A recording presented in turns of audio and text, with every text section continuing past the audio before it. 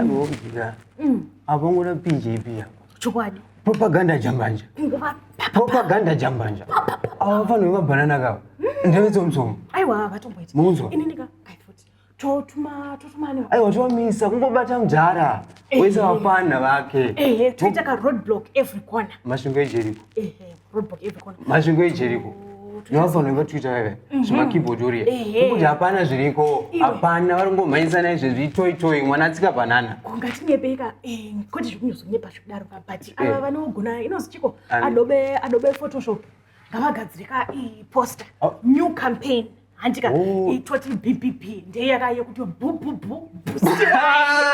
ndachibata ukona vafana tinovarakasha isusu manje tinovamisa kozi havangauye munzvimbo yedu kaisusu votanga kuda kuitisa toitoyi apa totauraka futi zvecovid no mask gathering no mask no entry maregular tovati no more than 10 No more than 10. Vanouya vari 1 kudistrict. Hatisi kuda kuona vanhu hobo handiti kuona vanhu iCovid handiti. Mavhota ava ngativaudza kuti vanovhotera paWhatsApp. WhatsApp handiti. Kana ngoti message moms. Ndokuti sanisi vanoisa message. Havana mari. You understand? Vanhu vasina mari. Havana Isuzu kare kanongopiwa munhu wese havana ngakasha.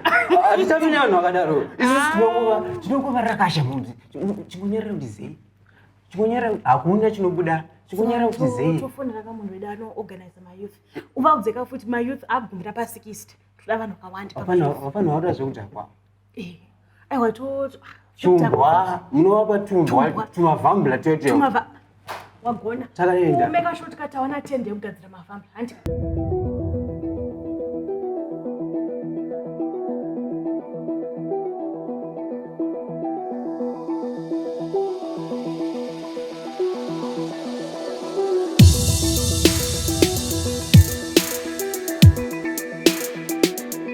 My people, comrades and friends, welcome to another episode of The Week with me, Comrade Fatso. And it's been a week. It's been a week, sure. Zanu youths attacked the CCC rally in Kwekwe, the PVO Bill public hearings kicked off in chaos, and good old Delish Nguwaya resurfaced with a new dodgy deal, fresh for 2022.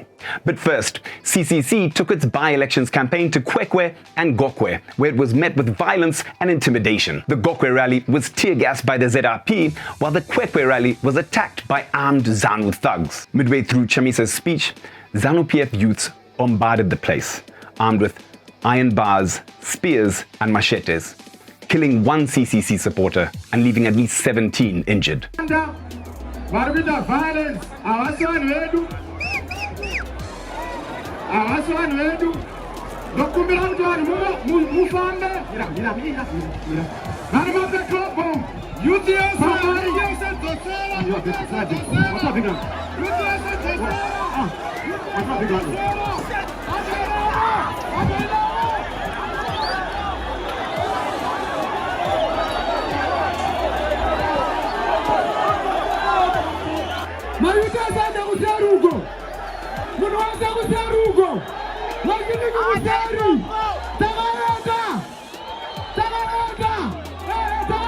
This is atrocious. Violence has no place in our society. I mean, how are people supposed to live freely if they're worried about being beaten for their political choices by thugs and the police that are meant to protect them in the first place? I mean, if this is the level of violence ahead of mere by-elections, what then with elections in 2023? Most of the accused were caught at a lodge owned by Machete Brigade General, former Minister of State Security and Edie's right-hand man, Owen Muda Ngube. 11 of the 16 Zanu PF youths arrested for the alleged murder of CCC supporter Mboneni Ngube have already been released on bail. It's funny that Hopewell spent months without bail for exposing corruption. Marco Haruzivishe spent 8 months without bail for blowing a whistle at a demo. Yet murderous Zanu youths don't even last a day. Because the system is rigged. Because the judges have been captured, because ZANU-PF is scared of a free and fair election. And all this violence trickles down from the top. I mean, this comes after VP Chiwenga called opposition lice that need to be crushed.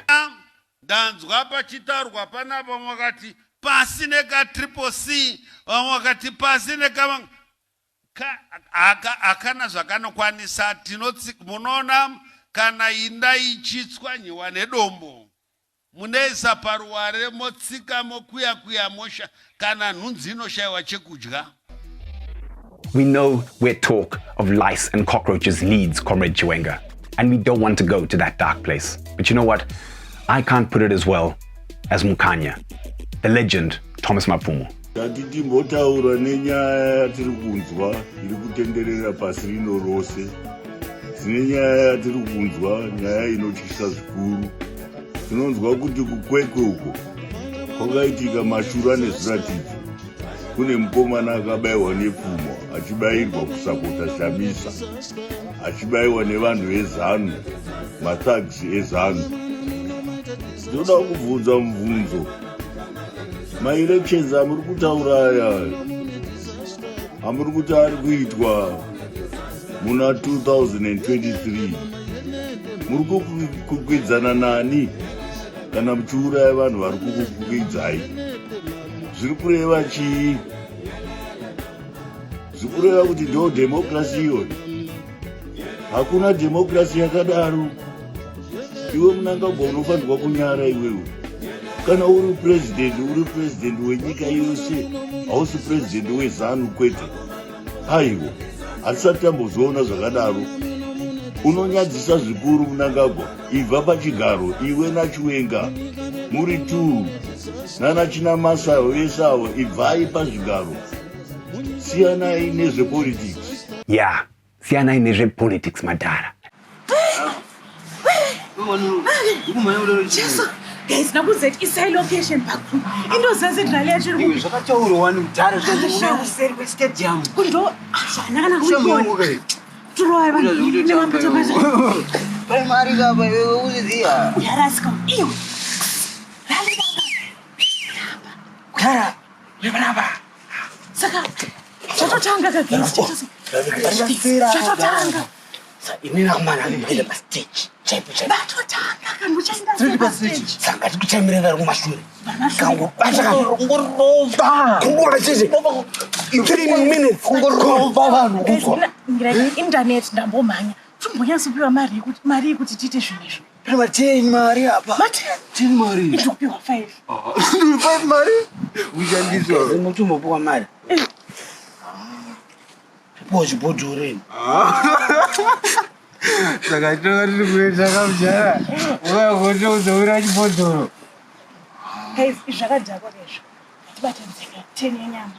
5. Tungotenga bhodhoro. Tunonwa zve. Akanzvada zvirinana mai. Mufunga zvekudenda ndanyasouya neBow and Arrow.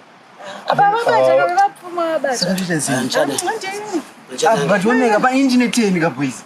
Iwo kati 5 iwo dara uya uzwe nani? Equality discrimination against women. 10 inotenga nyama. Cheka kungenisiri kuita njamba yacho inini wofuti. Ukishandisa pano siri my youth. The 45 years. Drax mastermind and Edie's family runner, Delish Nguwaya, is back.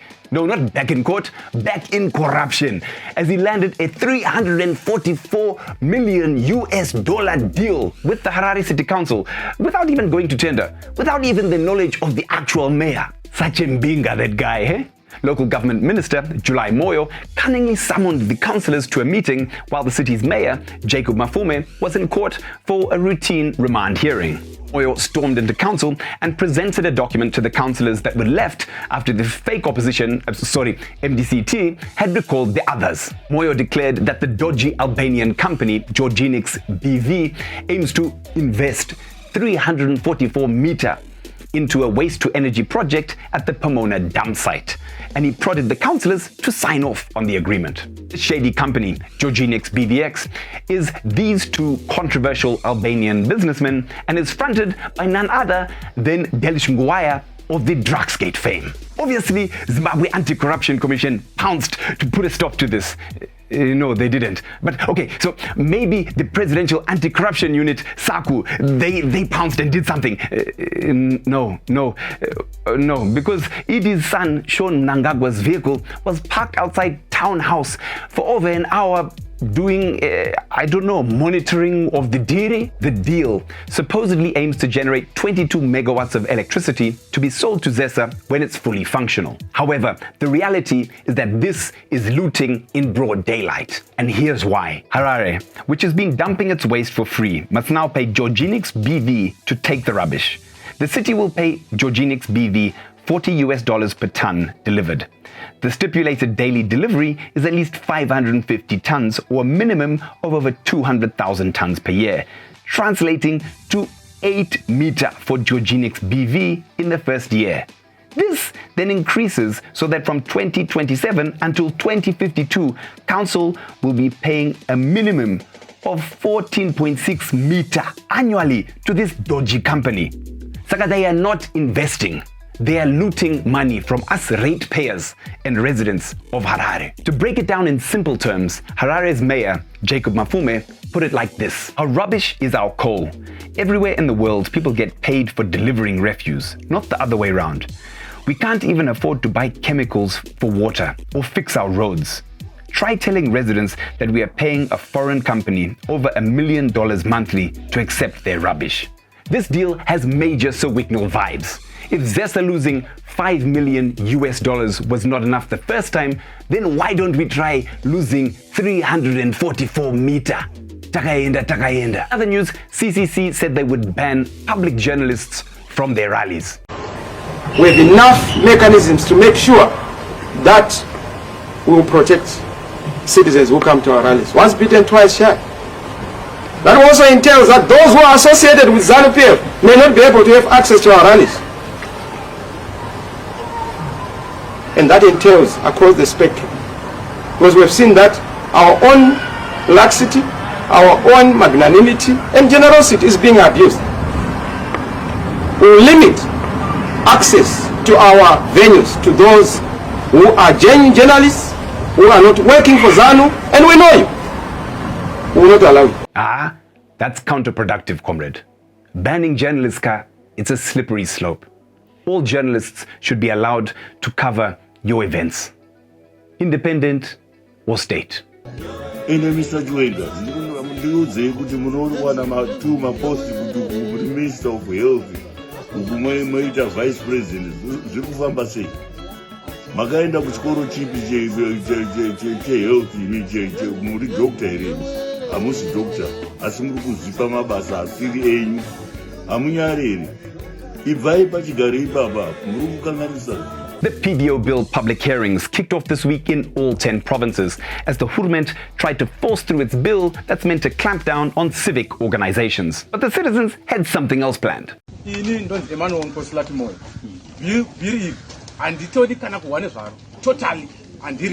Chikonzero number 1. Simba minister renga rawandisa mu bill iri. Comrade chairperson. Minister ane simba reku appointa vanhu vachagara mu NGO yoyo. Mu PVO yoyo. Ngatiti NGO inodistribute staff. Vanhu voya na ministers once ava ndo vagara mu board rush. Muno muZimbabwe toza kuti chikafu chocho chakuenda kuvanhu vakarerekera kubato rimwe chete. Hatizvidi. Chechipiri, this bill paralyzes civic engagement. Nechirungu rinomisa zvinoita kuti vagari vaone mukana wekutaura nenhengo dzavakasarudza dzingava dzeparamendi kana dzekanzuro. Vanhu vanonzi ma-MP are not this parliamentary committee. I know kwete mimi. Asi ma-MP anonyepa zvokuti. Saka kana vanyepa kudaro ma-NGO anocreate ma-platform ekuti the constituents come in. Asi MP peve makambutara kuti muchavagara kuti peve makazvakazodii. Saka NGO yo inobva yangonzi ngaivharo nda ino-expose vanhu vanonzi ma-MP kana makansela kana vanani vane mweya wekunyepa. My last point, it criminalizes humanitarian work. Pane vanhu vari kurarama vari pamishonga vana art vanani. Hurumende yeZimbabwe haina mari yekuzviitira art iri yoga. Ndosaka kuti unoenda nedhora opiwa kuti zviri subsidized nema-NGO. Saka ma-NGO emukamamisa ndaona ndufu dzawanda. Bill iri handiri. Maita honorable. Honorable. Yes, the citizens spoke out. And since Zanu PF was out-mobilized and outspoken, they did what they do best. Operation Disruption.